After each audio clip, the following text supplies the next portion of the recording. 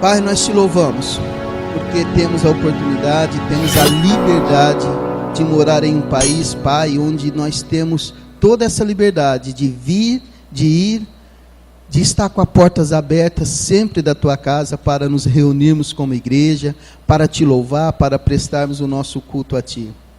Ajuda-nos, Senhor, a entender a importância de nós como igreja a te louvar. Que a nossa vida, Senhor, possa te exaltar, te engrandecer.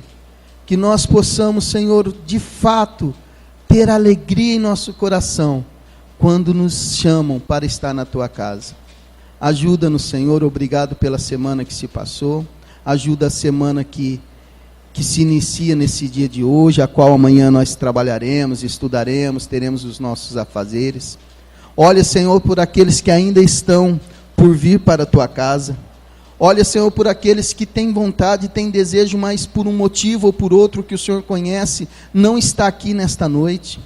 Aquece o nosso coração, aquece a nossa alma como igreja, Senhor, para estarmos reunidos sempre para te louvar e te engrandecer. Olha pelas nossas igrejas co-irmã, que nesse momento também estão dando início ao culto de adoração ao Senhor.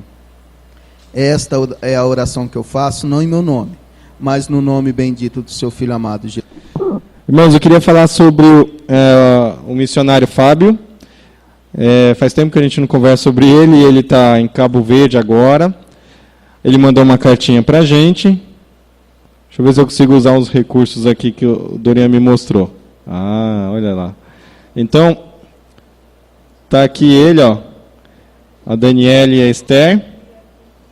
A gente teve aquele privilégio de tê-los aqui na sexta-feira, não sei se os irmãos lembram bem dele.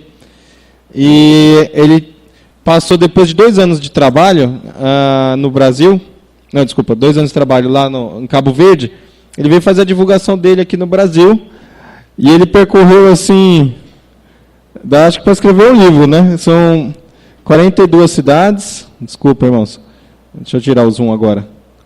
E de São Paulo, Minas, Distrito Federal, Rondônia, Acre, Maranhão, Rio Grande do Norte e Ceará.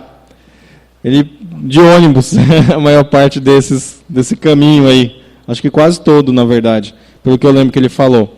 Então, uma jornada, às vezes ele pegava ônibus, ele falou pra gente assim, passar 2 dias na estrada, para poder... Então, eu acho interessante o amor que ele tem de mostrar para as igrejas, e ele falou que essa era a intenção, para que as igrejas do Brasil sejam missionárias e tenham consciência do ministério internacional, né, das missões internacionais, da gente apoiar esse tipo de missões. Foi bem cansativo para ele. Ele também relata sobre a volta. Aqui tem algumas igrejas que ele visitou, só para os irmãos darem uma olhada, né?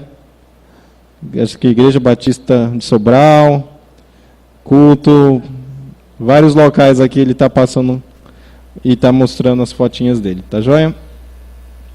Ele também agradece a Deus pela casa nova, ele tem uma casa nova agora em Cabo Verde, e ele falou que ele está agora preparado para receber quem quer visitar. Eu e a Michelle, a gente já se candidatou, Dorian também está na lista de espera, né? Ragi. Vamos ver, quem sabe Deus dá essa oportunidade, a gente conhecer ali o ministério direto lá mesmo. A coisa que ele relata também, na volta, uma surpresa desagradável, quando ele chegou no aeroporto lá em Cabo Verde, brecaram um pouco ele lá no local, ele achou muito estranho isso, mas ficou lá um tempo, mas passou. O que aconteceu foi um grande escândalo nacional em Cabo Verde.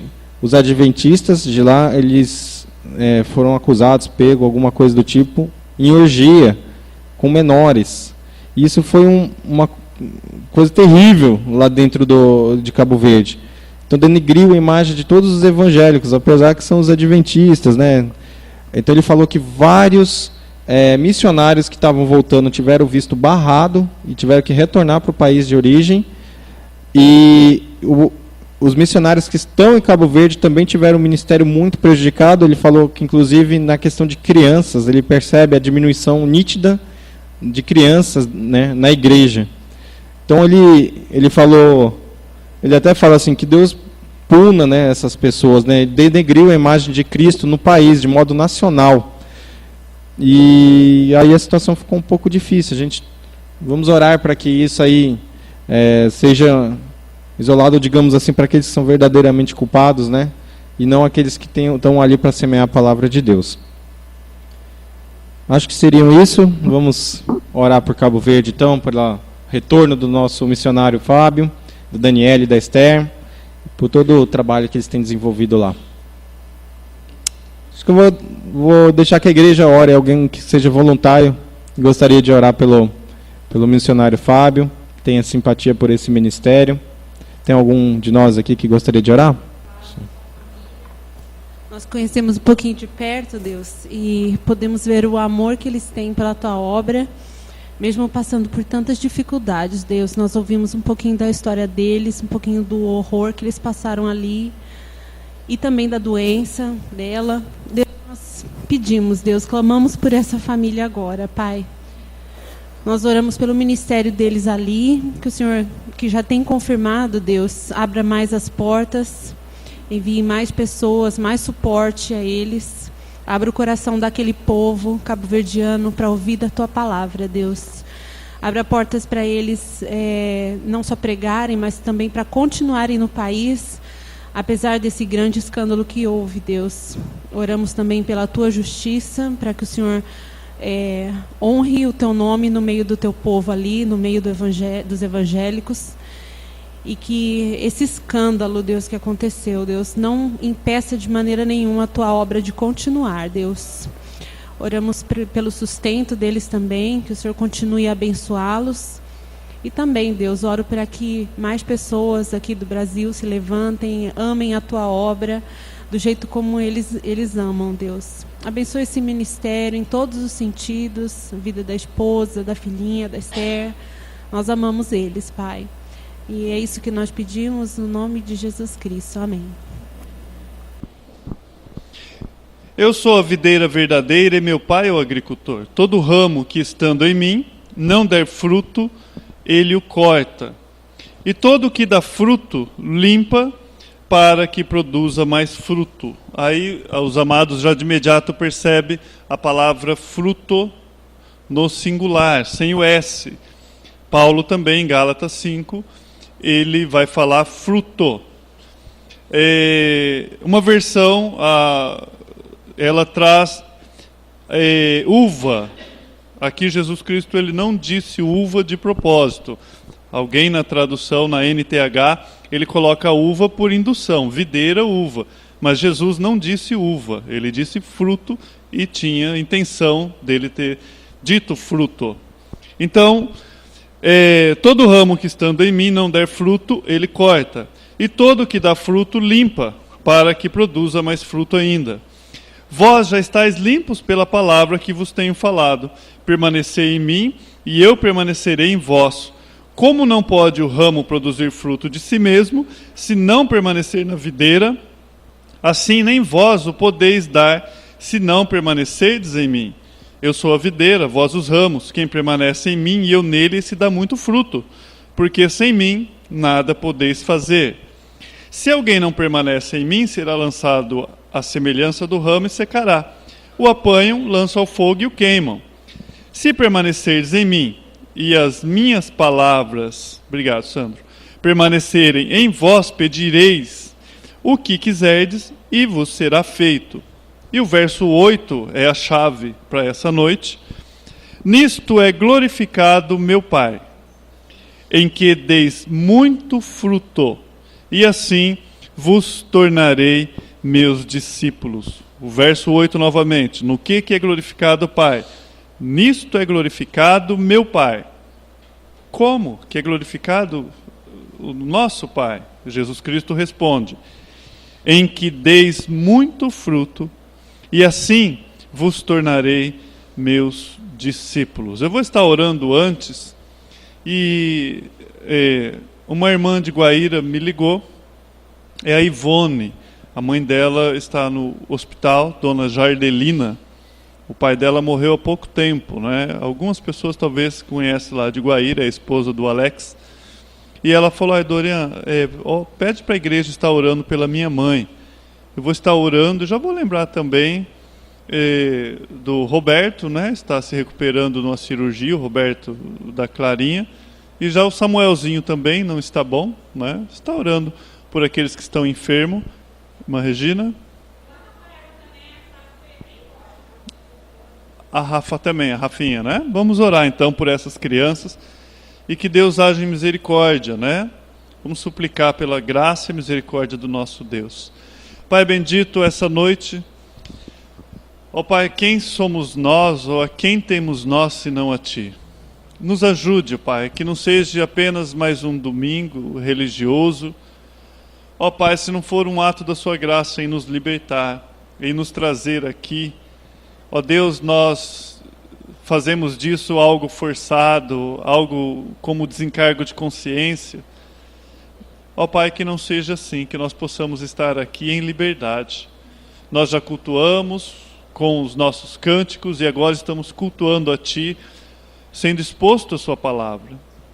Pai bendito, nesse momento eu quero colocar essas pessoas diante do Seu altar, ó Deus. A dona Jardelina, ela está lá no hospital. Ó Pai, a situação é séria, ela já praticamente já está entubada. Ajude, Pai, ela nesse momento. Ajude a Ivone como filha. Ó Deus, por graça, haja na vida dela.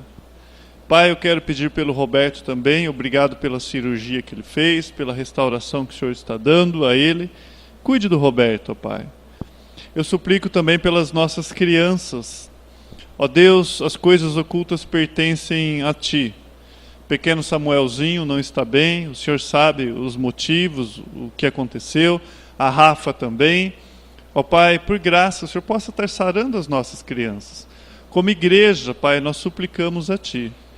E, ó Pai, eu peço por graça, aqueles, ó Deus, que não puderam vir aqui por causa de enfermidade física ou espiritual, o Senhor possa estar visitando-os. Suplico por esse momento, esse pequeno momento em que vamos falar da Sua palavra. Me ajude, Pai, por graça. Ó Deus, aviva a Sua igreja, vivifica a Sua igreja, ó Pai. Nos dê prazer de ouvir a Sua palavra. Nos dê um senso real, Pai, daquilo que tem atrapalhado a comunhão contigo. Usa-me, ó Pai, apenas como instrumento essa noite. Eu te peço em nome do Seu Filho Jesus. Amém e amém. Nessa terceira mensagem, nós enfatizamos sempre a ideia de que existe um agricultor. Existe a videira, não existe uma videira como qualquer outra videira. Eu sou a videira, Jesus disse. Existem os ramos e existe o fruto produzido pelo ramo. Então, o agricultor é Deus, foi Ele quem plantou essa videira, partiu dele, nós vimos que Ele é o grande iniciador de todas as coisas. Entendemos hoje que nós pertencemos à igreja, cujo cabeça é Cristo Jesus. Ali em Apocalipse nós vemos algo mostrando-nos uma realidade que é Cristo andando pelas suas igrejas e dando manutenção às suas igrejas. Então nós vimos que por dele é todas as coisas, dele, ele é o Criador e mantenedor, sustentador de todas as coisas. Você está aqui essa noite por isso, pela graça e pela misericórdia dele que se renovou essa manhã. Mas ele mantém.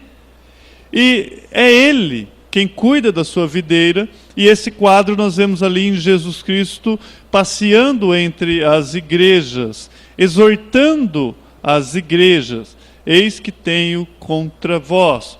Ou, conheço as tuas obras, faça isso, deixe de fazer aquilo. Nós vemos esta constância. Quando falamos igreja, não falamos prédio. Então, entendemos que Deus está trabalhando diretamente conosco. É você. Igrejas são pessoas. Eu, você. Então, existe um agricultor, existe a videira, existe os ramos. Nós não somos nem o agricultor, nem a videira. Nós somos os ramos.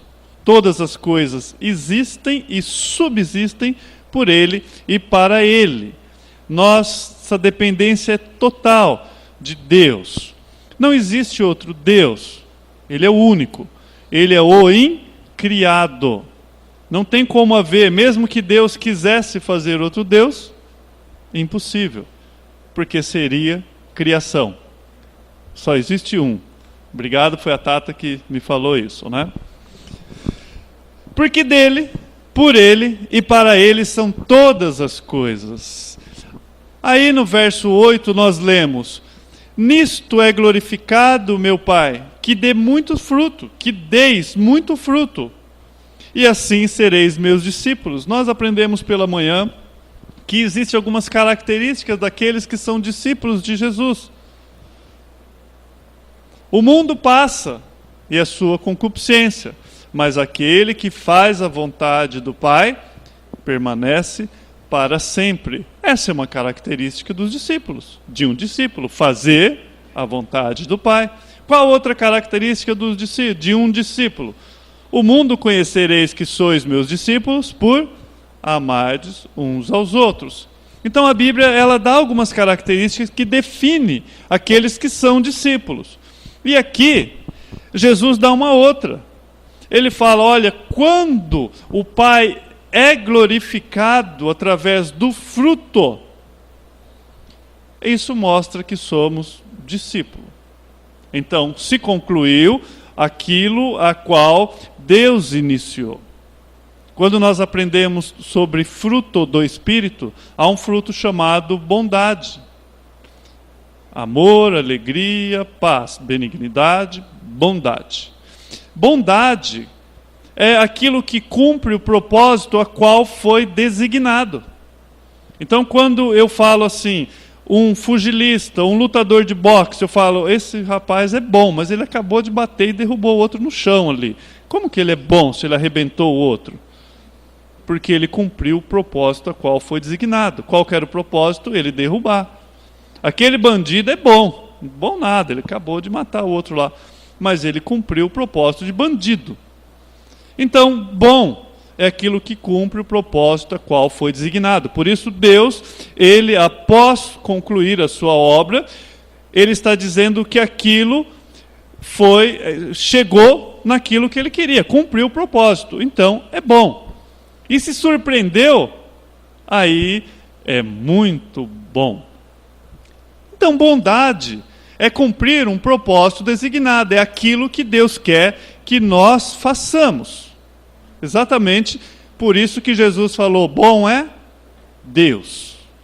Então, esse fruto, ele glorifica a Deus. Agora, quando Deus se aproxima da sua obra, sua videira, ele espera frutos. Quando ele vem para a sua obra, ele espera fruto. Então, foi designado a videira para que ela produza fruto. Ele plantou, não foi por acaso, ele não deixou essa videira lá. E qual é o propósito? O propósito final é o fruto. E esse fruto vai fazer com que ele seja glorificado. É isso que ele está dizendo.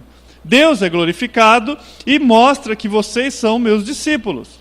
E Jesus vai falar que é para nossa alegria que ele está dizendo isso. Para nossa alegria. Esse é o produto final. A glória de Deus. A glória de Deus. Aí mesmo em João, no capítulo 8, o verso 50. Volta um pouquinho aí, você está aí no 15, né? Facinho. João 8, 50.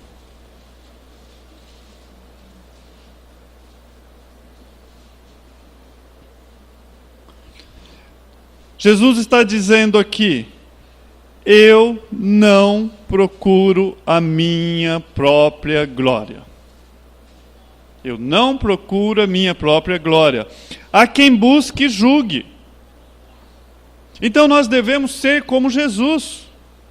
Eu não busco a minha própria glória. Alguns princípios regem a nossa vida, devem reger a nossa vida. Quando eu chego à igreja, eu devo ter um princípio, que é o mesmo que Jesus tem. Eu vim para servir e não para ser servido. A Bíblia diz que nós temos a mente de Cristo. Então você aprende outro. Jesus Cristo ele falou, eu não busco a minha própria glória. Há quem busque, julgue. Então, se nós produzimos fruto, esse fruto não é para nós mesmos, não é para que você apareça. Não é para que as pessoas venham e batam nas suas costas e falam, você é bom. A palavra de Deus diz que as pessoas devem ver as nossas boas obras, sim, para que as pessoas vejam as vossas boas obras e glorifique a Deus. Você é um espelho daquilo que Deus está fazendo. O fracasso da vida cristã, qual que é?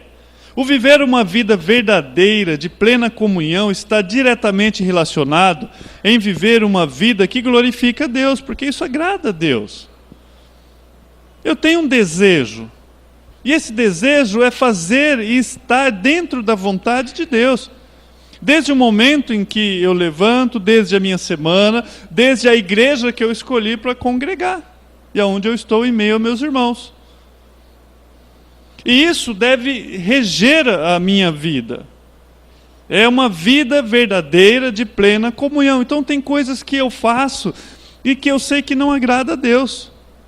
Mas se eu tenho orado, eu tenho falado com Deus, e Deus, através do seu Santo Espírito, tem falado comigo que deve haver mudanças, por que não mudar? Por que não parar de fazer isso? Ou por que não iniciar essa semana aquilo que Deus tem falado há tempos que você deveria fazer? Que o fato de não fazer, você está deixando de glorificar o seu santo nome.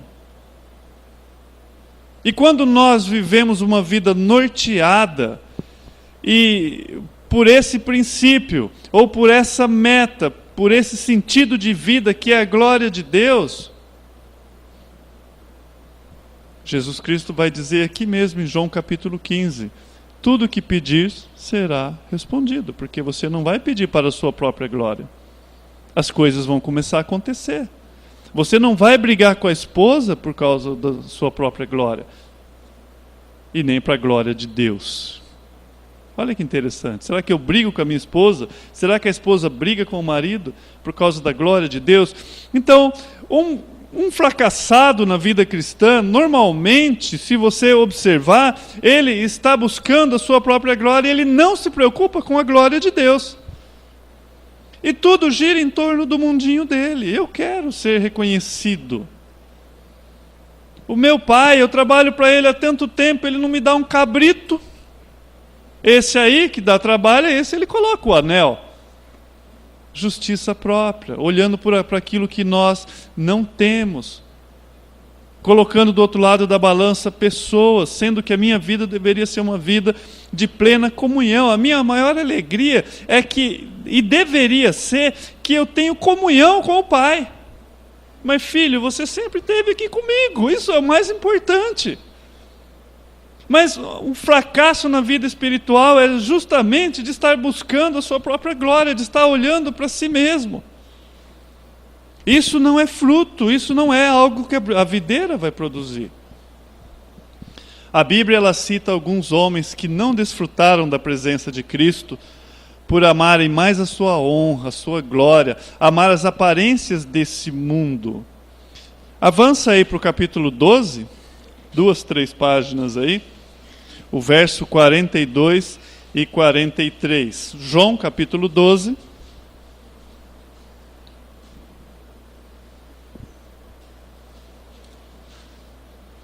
Contudo, o verso 42, não foi poucos, olha aqui que a Bíblia está dizendo, muitos dentre as próprias autoridades, pessoas lá da alta, né, creram nele. Creram em quem? Em Cristo Jesus. Mas por causa dos fariseus, não confessavam, para não serem expulsos da sinagoga. Por quê? Porque amaram mais a glória dos homens do que a glória de Deus. Olha um caso aqui, casos, porque eram muitos, casos de fracasso espiritual, fracasso na vida cristã. Creram nele. Não está falando que não creram, são pessoas que creram nele. Mas não confessavam, não diziam. Por que eles não falavam de Cristo abertamente? O próprio texto responde. Amavam mais a glória dos homens. Olha que interessante você pensar nisso. Eles amavam mais essa seta que apontava para eles, aponta para mim, E não está falando que eles não amavam a glória de Deus no sentido de que Deus estava olhando ou pensando deles. Estava falando de algo que eles atribuiriam a Deus. Então eles amavam mais a glória própria do que glorificar a Deus com as suas atitudes, sejam qual forem. Esses somos nós. Esses somos nós. A nossa velha natureza faz isso. Eu pergunto, se você pudesse hoje comprar a roupa mais cara, o calçado mais caro, certo? E aí você pudesse comprar o carro mais caro. Então imagine você com essa roupa, esse calçado, dentro de um carro mais caro. Ótimo. Agora imagine você numa ilha deserta, só está você. Essa é a sua glória. Você percebeu que perde o sentido? Quem que vai ver o seu carrão e a sua roupa e o seu sapato novo? Consegue entender o que é que nós buscamos a nossa glória? A seta apontando para você? Por isso que nós fazemos coisas, porque tem pessoas que assistem. E nós amamos isso. Nós queremos isso. Nós queremos as setas apontando para nós. E o salmista, no Salmo 115, o verso 1, ele vai dizer: não a nós. Eu não quero essa seta apontando para mim. Não a nós, Senhor, não a nós. Mas ao seu nome seja dado toda a glória. Então, porque dele, por ele e para ele são todas as coisas. Eu devo ter esse norte na minha vida, eu devo ter um desejo de glorificar o meu Pai, e coisas pequenas estão me atrapalhando fazer isso. E faz tempo que Deus tem batido a porta, tem falado, e nós muitas vezes com coisas que nós estamos olhando para nós mesmos. 1 Pedro 1,24, tão conhecido, eu não me canso de falar, porque toda a carne é como a erva. Aqui é uma símile, né? Toda a carne é como a erva, e toda a glória do homem como a flor da erva. Secou-se a erva, caiu-se a flor. Pedro está citando aqui Isaías. Ele está falando, olha, toda a carne vai acabar. E a sua glória como a flor, falando a carne como a erva, ela seca, termina, um dia vai terminar. E aquela flor que você gosta de se aparecer, de ser apontado pelos homens, e amados, isso atrapalha tanto a nossa vida. É tão incrível, vida espiritual e no próprio cotidiano, né? No próprio cotidiano. Às vezes coisas que nós não queremos encarar. Como podemos estar iludidos? Eclesiastes 3:11, bem conhecido também. A Bíblia fala que Deus colocou o quê? A eternidade no coração do homem, sem que o mesmo possa alcançá-la. Então, muitos de nós queremos suprir essa necessidade com a nossa própria glória, com aquilo que glorifica a nós, que aponta a nós. E você já percebeu que, às vezes, pessoas elas estão até meia para baixo, meia em cama, não é? E alguém chega e fala, olha, para com isso, você não merece isso. E essa palavrinha hoje é tão comum, não é? Nas separações. Não, sai dessa vida. Você não merece esse homem, larga ele, larga essa mulher. Você merece coisa melhor. Não é assim? Você merece coisa melhor. Sai dessa vida, usa um perfume e tal, lá que você vai conquistar outros homens. Né? Tão em moda hoje a questão do merecimento. E por que isso? Porque isso vai me saciar. Isso vai me colocar numa postura diante dos homens como se eu fosse melhor que os outros. E eu vou lutar para isso. Para que eu apareça diante dos homens. E isso vai te preencher, isso vai gerar uma certa ilusão de que está tudo bem, mas não está. Os aplausos, os louros dessa vida, não é isso que te sacia. Só existe uma coisa que pode preencher você, que pode me preencher, que pode saciar a nossa fome. E não é uma coisa, é uma pessoa, Jesus Cristo. Só Ele, em qualquer condição. Quando você se converteu, quando eu me converti, Deus nos fez uma nova criatura. E essa nova criatura, escutem bem isso, essa nova criatura, se você é uma nova criatura, ela não se satisfaz com nada a não ser com Deus. Nada, porque ela é do âmbito espiritual e não carnal. A sua nova criatura, ela se satisfaz somente com Deus, com mais nada. Então, o que acaba acontecendo? Se as coisas desse mundo têm lhe dado prazer, se têm lhe satisfeito, isso é vestígios da velha natureza e não da nova natureza regenerada. Isso está apontando para a sua velha natureza, porque a sua nova natureza, ela quer Deus. E ela deseja a sua volta. Bem-aventurado aqueles que amam a sua volta, desejam, anseiam a volta de Cristo. Eu quero estar junto do meu Mestre.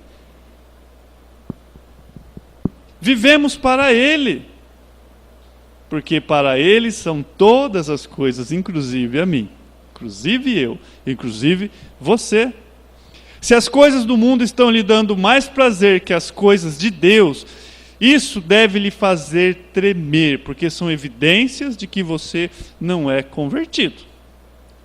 Não estou dizendo que você não é convertido, mas é uma luz vermelha apontando que pode ser que nem convertido seja, porque não tem prazer nas coisas do Senhor. Seu prazer é o tempo todo nas coisas desse mundo. Isso muda tudo. O crente, ele está desconfortável nesse mundo porque nós não pertencemos a esse mundo. Você não pertence a esse mundo. Qualquer prazer que temos nesse mundo, eu estou falando de prazer verdadeiro, provém do mundo vindouro, das fontes inesgotáveis da videira, produzindo e mantendo a vida. É diferente. Eu posso alegrar com o meu emprego, eu posso alegrar no ministério que Deus me colocou, eu posso alegrar com a comida que Deus tem me dado, mas a verdadeira alegria é você saber que é Deus quem está te sustentando, é Ele quem está mantendo, e aquilo é graça, não é merecimento. Não é errado ser alegre. O errado é uma alegria que não provém do Senhor. Alegrai-vos no Senhor. E Jesus Cristo, Ele vem tratando o nosso coração para que nós possamos ter a verdadeira alegria. Apesar daquilo que nós chamamos de frustrações, porque foi nós que criamos aquela expectativa. As pessoas mais frustradas são aquelas que mais geraram expectativas em coisas que não podiam satisfazê-la. E eu vou te falar, o tamanho da sua decepção é proporcionalmente igual ao tamanho da sua expectativa. Foi você quem fez aquela expectativa, criou tudo aquilo lá, e quando a casa ruiu, a sua decepção foi proporcionalmente do tamanho. Se a sua expectativa está em Deus tão somente, você não se decepciona. Se você espera em uma pessoa, saiba que antes da pessoa existe um Deus que sustenta essa pessoa. E aí nós não nos frustramos, porque nós esperamos nele, nós vivemos para ele. Isso muda tudo. Meu emprego não me realiza. Se ele pudesse, eu estaria perdido. Eu morreria trabalhando, o tempo todo lá, né? Não deve. Meu emprego não me realiza. O ministério não me realiza. Moisés teve o maior ministério entre os homens, e ele disse: Senhor, mostra-me a sua glória, mesmo sabendo que ele podia morrer por isso. Estava lá, mas ele queria mais Deus, ele queria se aproximar mais de Deus, mais e mais. O único que pode satisfazer você e eu é Cristo Jesus, é Ele. É inútil procurar em outras coisas, ou por outras coisas. A maioria das pessoas passam a vida em busca do que é seu. Por isso que Filipenses 2:21 ele vai dizer, porque todos procuram o que é seu e não o que é de Cristo Jesus.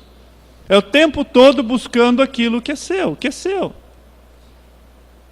E às vezes você pensa assim, mas buscar as coisas de Cristo Jesus, é sair, dar um folheto. Amados, tive sede, não me destes de beber. Tive fome, não me deste de comer. Estive nu e você não me deu vestimenta. Estive lá aflito e você não me foste visitar. Estive preso e você não foi.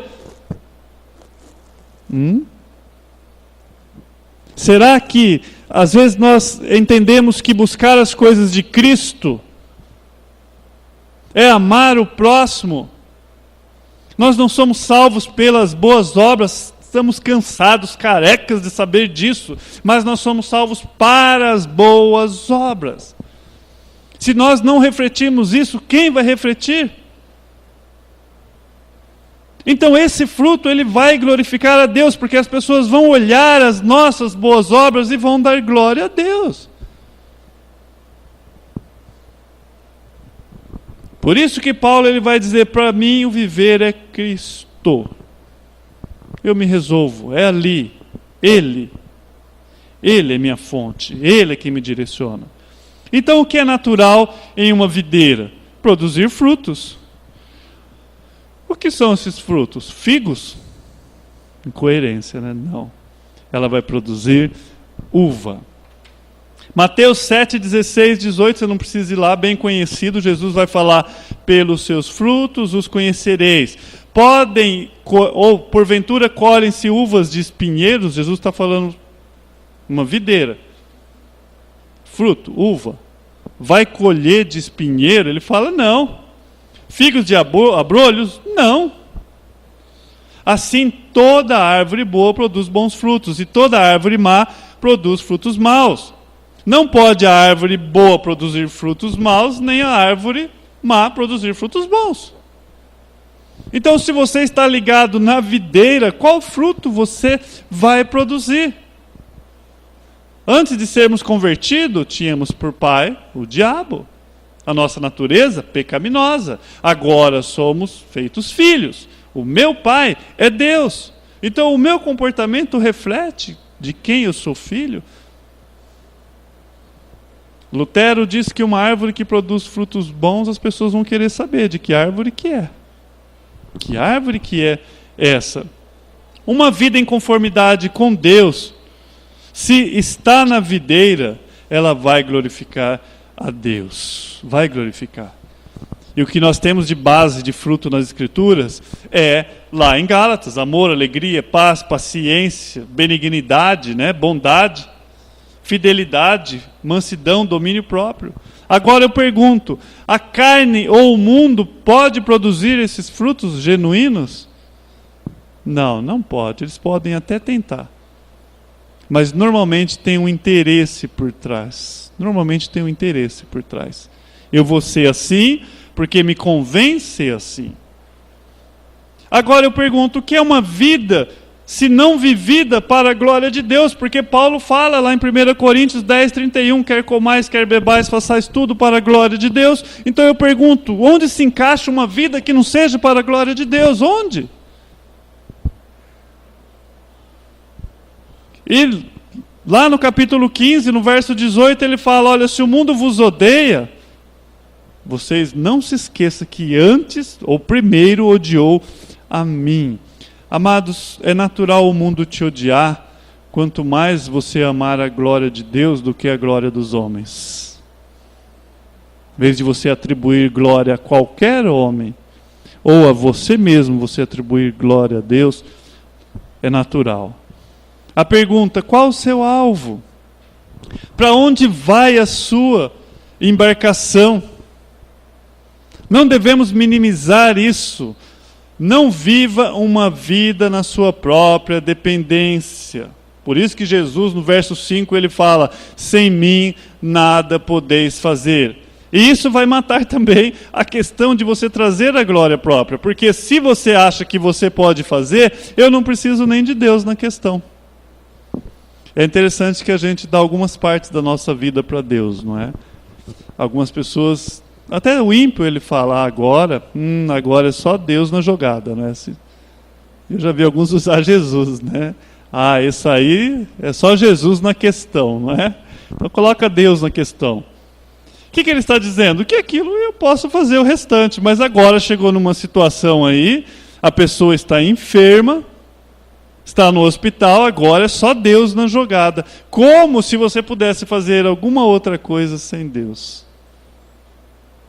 E amados, no âmbito espiritual, absolutamente nada. Aqui nós não somos fantoches. Deus nos dá toda essa liberdade de eu levantar meu braço para a direita, para a esquerda, mas isso aqui só tem peso eterno se eu estiver dentro da vontade de Deus. Ele agiu primeiro e faz com que isso faz diferença na vida eterna. Ele é a nossa garantia. Então a pergunta, a sua embarcação para onde vai? Qual o seu propósito de vida? Que todos nós vamos para o caixão, isso todo mundo está cansado de saber. Ninguém gosta de falar da morte, mas é a coisa certa para todo mundo. Para todo mundo. Tirando algumas exceções na Bíblia, ou caso Cristo volte. Mas, tirando a morte, aqui, qual é o seu propósito? O ponto final, em que você carrega aquela bandeirinha lá, que você vai chegar e vai fincar ela e vai falar, cheguei onde eu queria. E é interessante, né? Que a gente faz planos, a mãe ela vai lá e planeja fazer uma faculdade e tal, e ela chega e cheguei, coloca a bandeira, aí ela escuta assim, mãe, o que é isso? Ela lembra que ela tem filhos, né? Ela tem que ter outras bandeiras, que ela tem que agora educar os filhos também. Ela já pega outras bandeirinhas e fala, bom, agora eu tenho que outros planos. É a vez dos meus filhos, de pôr eles na faculdade, de ir até... Não é isso, nós temos planos. Então, quando você olha para o futuro, o que é? Qual é o seu desejo? Está muito longe? Está chegando? É amanhã? Vai pagar a última prestação, tá aquele carnezão, x-tudo, está acabando, né? Vou colocar a minha bandeira. Acabou. Qual que é o seu projeto de vida, amados? E olha, nós podemos sair com um daqui essa noite. Viva para a glória de Deus. Viva para a glória de Deus. Quer comais, quer bebais, sai amanhã, não precisa ficar com essa bandeira lá para o futuro não, amanhã, levanta pela manhã e fala, Senhor, esse dia aqui possa ser usado para a glória do seu santo nome, usa-me, ó Pai, e tem essa liberdade. Algumas pessoas elas são frustradas, falta-lhe o ar, porque o ar está a quilômetros de distância, e Deus já lhe deu aqui, viva. É tão interessante, que às vezes a gente vive como fracassado, mas Mateus 16, 18, a Bíblia diz que Jesus, ele edificou a sua igreja e ele garantiu, ele deu garantia. Ele diz, edificarei a minha igreja e as portas do inferno não prevalecerão contra ela. E o que é a igreja, amados? Sou eu, é você. Nós pertencemos a essa igreja. Não é um grupo de fracassados. Deus ele vai dar continuidade no seu plano. É Ele quem está tratando da videira, está cuidando da videira.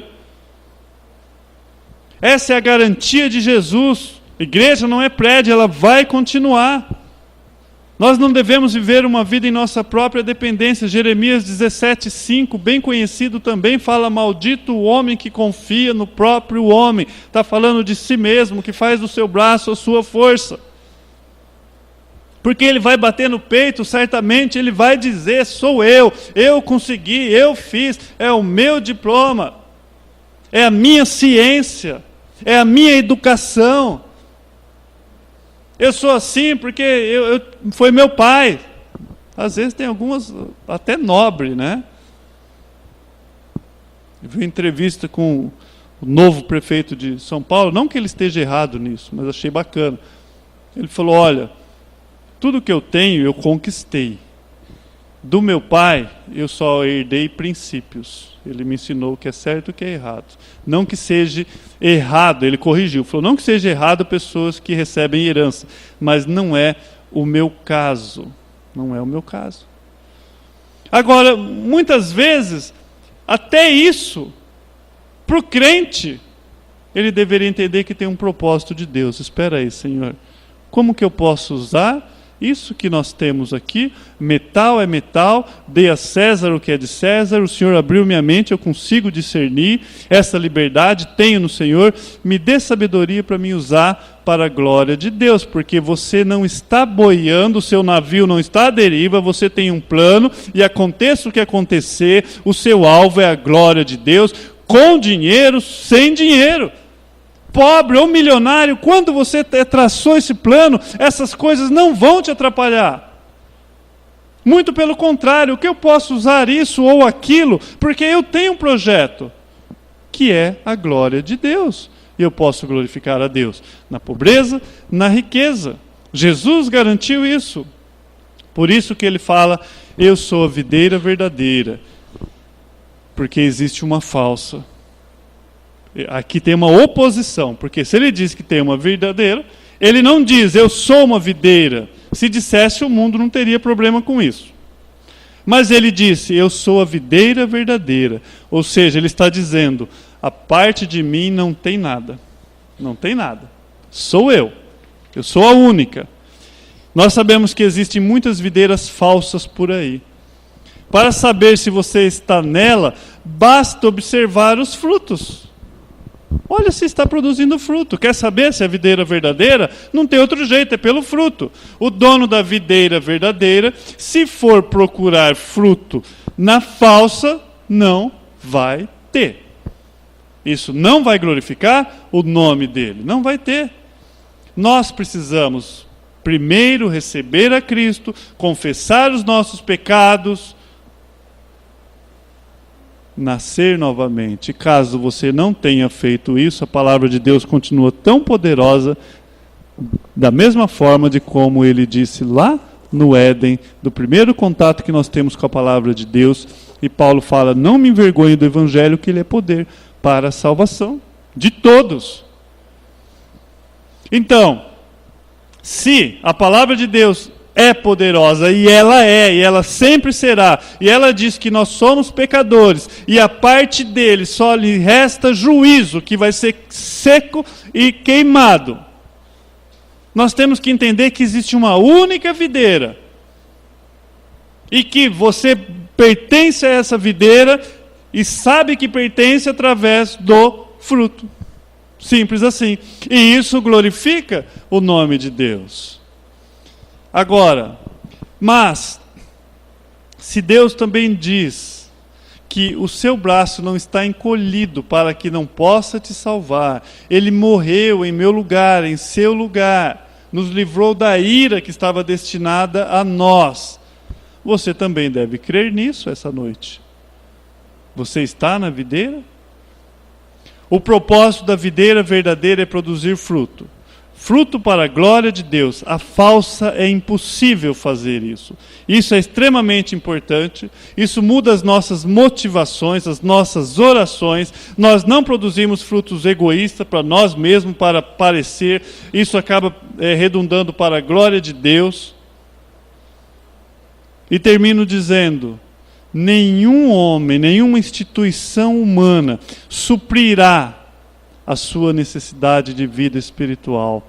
Só você estando na videira. Só. É de lá, fonte de toda a vida. Toda a vida. A glória tem que ser toda de Deus. Toda. Nenhum homem. Não há nenhum homem que você pode depender. Não. Nada mais pode preencher-nos a não ser Cristo. A vida flui da videira. Somos os ramos alimentados por essa bendita videira, a saber, Jesus Cristo. Porque dele, por ele e para ele são todas as coisas. Vamos curvar nossas cabeças e orar essa noite. Pai bendito, obrigado, Pai. Ó Deus, ajuda-nos a termos uma vida que glorifica seu santo nome. Ó Pai, a começar de mim. Às vezes são detalhes que o Senhor tem falado há tanto tempo, ó Deus. E a sua palavra é ela quem nos limpa, porque o Senhor nos ensinou isso, não tem outra forma. A sua palavra, ó Pai, ela tem trabalhado em nossas vidas. E essa noite, ó Deus, que haja uma confirmação daquilo que o Senhor tem falado aos nossos corações, onde deve haver mudança, para que, ó Pai, nós possamos ter comunhão plena com o Senhor. Se há coisas que têm atrapalhado a comunhão contigo, ó Deus, se há medos, quando nós passamos por alguns problemas sérios, nós lembramos de coisas que não estamos fazendo, ou coisas que estamos fazendo, ó Pai, que nós possamos consertar isso. Nos ajude a ter uma vida de liberdade em Ti, ó Pai.